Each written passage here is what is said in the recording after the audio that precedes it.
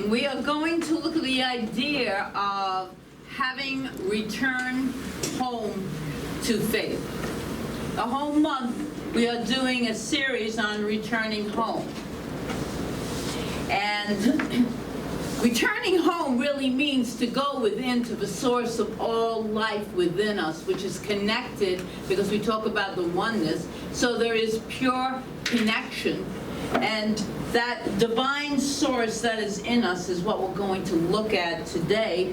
And our ability to look at faith and what it really means.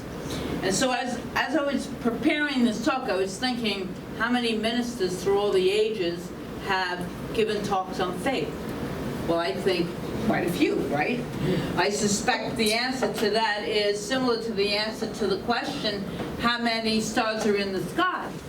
Millions and billions and whatever. But maybe not that many have I done, but I really felt that it was time for us to return to the idea of faith and how important it truly is in our lives, and how much faith do we really have, and in what are we placing faith? So there's two reasons to do this. The first of all is because it's such a vital element of our spiritual journey that we are all walking together, because we're all having some kind of spiritual experience. And two, I believe it is something that we all need right now with all the uncertainty and the chaos, what it appears like, that is taking place in the world. In the middle of, it's like the hurricane, in the middle of all of that, there's the I that remains calm. And that I that remains calm within us is the I am. And so that I am within us is our divinity. That, as the poem was so beautifully written, expressing a state of consciousness that is beyond all beyonds, beyond the idea of God, beyond the idea of the universe, beyond all. Because everything is consciousness, everything is that divine energy. And that's what we're calling God. We're choosing that word because as humans, we don't have a word to really express the limitlessness of this infinite energy that creates all that is, was, and ever shall be. Ernest Holmes, the founder of Science of Mind, religious science, wrote this under the heading of misplaced faith. Someone has said that the entire world is suffering from one big fear. The fear that God will not answer our prayers. Let us analyze the fears which possess us. The fear of lack is nothing more than the belief that God does not and will not supply us with whatever we need. The fear of death is the belief that the promises of eternal life may not be true. The fear of loss of health, loss of friends, loss of property, all arise from the belief that God is not all that we claim, omniscient, omnipotent, and omnipresent. So what then is fear, he writes? Nothing more or less than the negative use of faith. Faith misplaced. To correct all the evils of the world would be to have faith rightly placed. A faith that lays hold of the beneficence, another word that was used today, was like cool, of God, the unity of all life, and the integrity of the universe. So we're going to take some of the key words out of that and go a little bit into them in the short time we have together. So we have the beneficence of God, the all good of God. We have the unity of all life and the integrity of the universe. So what would your life look like? Think about it. What would your life look like if all of us, actually, I should say we, had total faith in the beneficence of God, the unity of all life, and the integrity of the universe? What would it look like? So let's explore that. The beneficence of this divine energy. So here's the question. Does God change with the Dow? And I'm talking about the Dow on Wall Street. Is there a ticker tape on God? Hey, God's up 2 points today. Does the headline read, the infinite has got a little bit more infinite today? Is God less because there's chaos and strife and disease? Well, Jesus didn't seem to think so. One of our master teachers, Jesus did not seem to think so. His work was not dependent upon just good times. Did he say, I'll come back when there's no leprosy? I don't think so. I think I'll serve lunch when there's less people around. Or, you know, I think I'm going to wait before that water freezes before I walk on it. He depended solely and exclusively 100% upon the infinite. That is the unstoppable, unbreakable, 100% faith. Didn't even enter his consciousness that there could be something other than this perfection and allness of God. It's complete faith. All things are possible with complete faith. All things. And Jesus wasn't the only one. And we're all aware of the great story of Moses. Great symbology in that story. And the children of Israel who just wandered the desert for 40 years in search of the promised land. So what was Moses supposed to do with all these children of Israel? And forget about the adults. They had to be, that was a joke. I had another joke in there, but I took it out. But, all right. Think about this, though. This is crazy. They had to be fed. They had to be sheltered. They had to be provided for, right? We just hear about them wandering around for 40 years in the desert. So, how many people know that there were truly a large amount, and all of us know, of people in this tribe, if you will, that was following Moses? And this is crazy. According to the Army's Quartermaster General, there's such a position, who apparently doesn't have anything else to do, but he did this. He reported that Moses would have had to have had, and even if this is not true, it's pretty amazing. He would have had to have had 15 tons of food each day. And just think about that. To bring that food in, it would take 2 freight trains at least a mile long. And of course, they didn't have freight trains then. Now, they would need firewood to cook the food on. They would need firewood. 4,000 tons of firewood per day. Again, where did that come from? He's in the desert. And yes, they need water. You're in a desert, you need water. If they only had enough water to wash and to drink for one day, it would equal 11 million gallons each day. So can you imagine the freight trains bringing them in, if they had freight trains?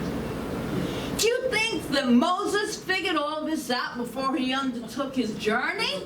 He laid out this big plan? No. He depended 100% on faith. He knew that the universe will always provide. He knew that his spiritual good had no correlation to the conditions and the experiences that he was going to go through. And like Jesus, he relied upon the infinite good of God to provide. Have you ever been through a major change in your life? A really huge major change, and you just did not know how you were going to just even make it. You can't even go into the future with your mind because you're paralyzed sometimes.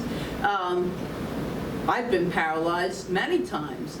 But bringing ourselves back to this now moment and truly knowing, and that's having the faith, knowing in faith, that the universe always provides for me. There's been many times in my life where I could have been homeless, but the universe always provided somehow, some way that I could never, ever plan. And so I do believe, through personal experience, just like you, that the universe always provides for me. I just don't know how. But I don't have to know the hows, right? Remember that? We have to know the what. This is what I want. I want to feel secure. I want to have food. I want to have a place to stay. And I want it to all happen easy and effortlessly. And usually just going through the chaos is not easy and effortless. But then when you look back on it and you see the miracles that truly feel like miracles that took place that you could never have planned. Never. So even when things don't look so good in our lives, if we have faith in the beneficence of God, we know that we will be taken care of. We just know we will be. And to learn from every experience. That's another key important fact. What am I to learn from this? I don't do gifts. Well, I do gifts if you give them to me. But I'm looking for the gift in this. I'm looking for the lesson in this. And the lesson is the gift. But I'm looking for what am I to learn from this? And I learned so much. So I have a story to illustrate what I'm saying.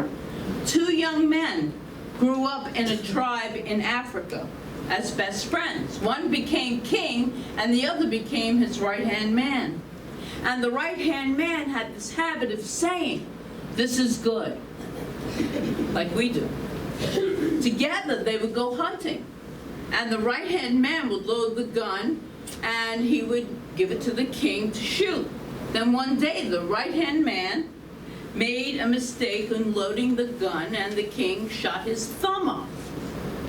Well, the right-hand man said, "This is good." The king said, "This is not good." And the king was mad and he put his right-hand man in jail. About a year later, the king went off on his own into the woods to go hunting. Very unsafe area he went into. And a cannibal tribe captured him. They had him all prepared for dinner. They tied him to the stake, and he was standing on that wood pile. Have you ever seen pictures of that? They were ready to light the fire when one of the cannibals noticed that the king had a thumb missing. He was not whole. He was not complete. And they were very superstitious. And they realized that he was not whole, he was not complete, there was something missing, he was imperfect. And this thumb that was missing on the king saved his life. He went right to the jail, and he shared the whole story with his right-hand man. And he said he was so wrong, that it was not good that he put him in jail for a whole year. And the right-hand man said, "No, this is good." The king asked, "How is it good if I put my best friend in jail?" The right-hand man answered, "Because if I had not been in jail, I would have been with you."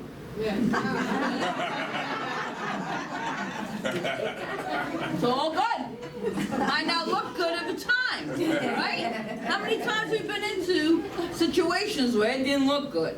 In fact, it looked pretty awful.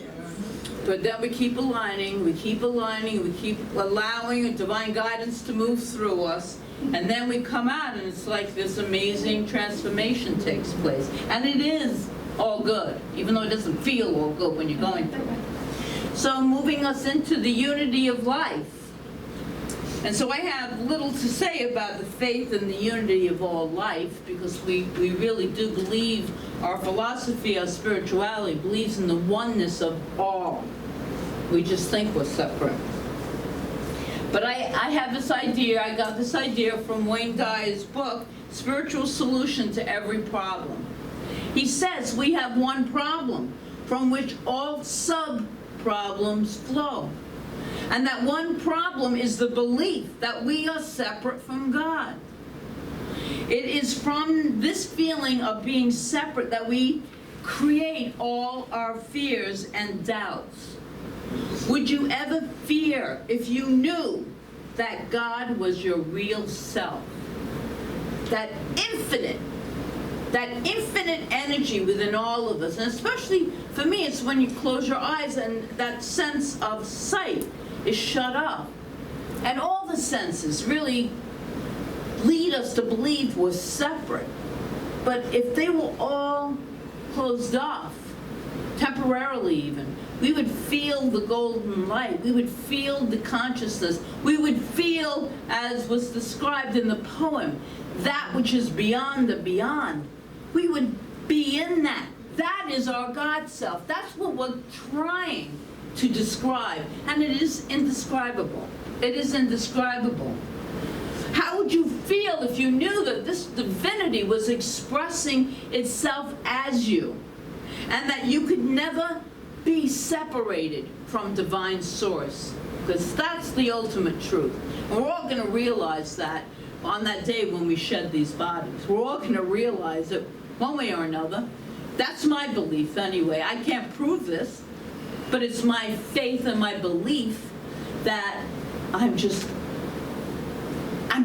another light of the divine reconnecting, not even reconnecting, just leaving this human expression behind, just leaving it behind and stepping into, with my consciousness, that which is the truth of my being, and I believe the truth of everyone's being. And in that belief, it does no harm to anyone. In fact, it's very uplifting. And I love this quote from the Course of Miracles, which I tweaked a little. The original one stated this: if we knew who walked beside us, there would be nothing to fear. Right? If we knew who walked as us, there would be nothing to fear. We are divinity having a human experience. That is what we are. And so again, is having that faith, and with complete faith, which I have not mastered yet, there's no place for fear. It doesn't exist. It can't exist in pure faith. It can't. And then we move into the third idea that Dr. Ernest Holmes talked about in that quote. Faith is the integrity of the universe. What does having faith in the integrity of the universe mean anyway? Exactly. So to me, it means that I have faith that the universe works. It absolutely works. All the laws, the natural laws and the spiritual laws. The law of electricity works. It just works. It's an integrity with itself. The law of cause and effect is the spiritual law. The law of gravity works. It just works. It's an integrity with itself. So as good new thoughters, as we are, new thought, we say we believe in, have faith in the law of the divine, not the human law, although that's kind of good sometimes, not to get into trouble, but sometimes you need to get into trouble, right, Norman? Yeah, that's right. Yeah, that's right. So, And you need a police officer like Mel to help you out. there you go. We have the lawgivers. Well, we're not talking about that law in particular. We're talking about the divine law that supersedes all human laws, okay? So having the faith that the law works, when I say the universe is always providing for me, I expect that. It's a law that's going to give back what I believe. And I believe that the universe, I can sometimes believe that kicking and screaming until I get to that place of, I gotta let this go. Because hanging on to this, that's the whole thing with the let go, let God. I mean, because I of myself truly could do nothing. But when I connect with that indwelling, and that's why meditation is so important, and affirmations, when I connect with that infinite source of all good, all things are possible. Whatever I can comprehend is possible. So, we say we know that the law works according to our consciousness, according to our belief. And we do our prayer work, our meditation work, just like David said.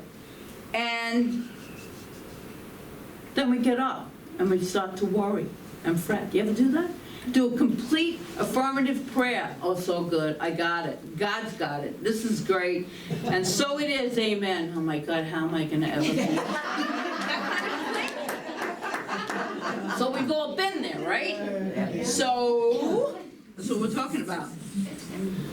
So the laws are still always working in spite of us, and especially the natural laws. So I'm going to try to attempt to give you an illustration of the faith of the universe, of the integrity of the universe, and using a physical law as an example. Who knows the spiritual or the physical principle that governs the swinging pendulum? I know you all know this, right? The law of the pendulum, that's a law of everything. The law of the pendulum, which I just happen to have, says this, that a pendulum, once you let it go, it can never return to the point of where it started from. No higher than when it was released. It goes back and forth and back and forth. So when the pendulum returns, it will fall short of its original release point. And each time it swings, it makes less of an arc until finally it's at rest. And when a pendulum is at rest, and usually when we're holding one, it's not going to be at rest because it's feeling our energy. But if a pendulum was just hanging from an inanimated object, not a human life force, even though everything's energy, it usually will come to rest. And that's called the law of equilibrium. So when our equilibrium is completely at rest and aligned with divinity, then we truly feel that we are in integrity. We feel that we are aligned with a force of good. It's a real good indication of when we're making decisions. How does this feel? Really feel? It can feel scary, that's okay. But if it feels bad, and if it feels, this doesn't feel right, this just doesn't feel right, then that's what I listen to. And going back to center, to that law of equilibrium, will bring us in integrity in our relationship with the divine. And that, my friends, is your lesson in physics for the day. It's about as deep as I can really go into physics. That's why we go to workshops that Rose is doing next week, so she can take us into more of that quantum physics. So, how many in this room have faith in the integrity of the law of the pendulum? Okay, we all have faith in that. We know it's going to work. The law of gravity, if we throw something up, we know it's going to fall down. We have faith in that. We have faith in the law of electricity when we turn that switch on. We don't even think about the law of electricity, we think about the light, and the light comes from the law of electricity. So wired up in there in some mysterious way that only an electrician would know. How deep is your faith that there is one power of good that is always working? How deep? Faith is like a muscle. And the more we use that faith, the stronger it becomes. And that's the only way I can use in deepening faith, is in practical lessons and practical circumstances in life. Where is our faith? Are we placing our faith in what we don't want? Or are we placing our faith in what we do want? That's always the question. The law of divinity, the divine law, is always going to give back to us what we think and feel. So what are we thinking and what are we feeling? Misplaced faith, what Holmes was talking about, is when we believe in what we don't want. We believe, and we do this, we're humans. We believe in what we don't want and we keep manifesting it. So again, it's to see beyond all circumstances and just know that this too is good. This too is good. So I want to leave you today with a short poem. It's on the power of faith. Doubt sees obstacles, faith sees the way. Doubt sees the darkest night. Faith sees the day. Doubts dread to take a step. Faith soars on high. Doubt questions who begins. Faith answers I. So it's for all of us to practice and use that muscle of faith more and more and more, especially when we're in life circumstances that really don't feel this too is good. Think of the right-hand man. Yeah, he's not about his right hand man. He's the assistant to the king, but you won't know that. So it's not about that. It's about he saw in this circumstance something that looked really not good, but he saw it as good. And in the long run, it turned out to be good. So that's for all of us to deepen into. Thank you.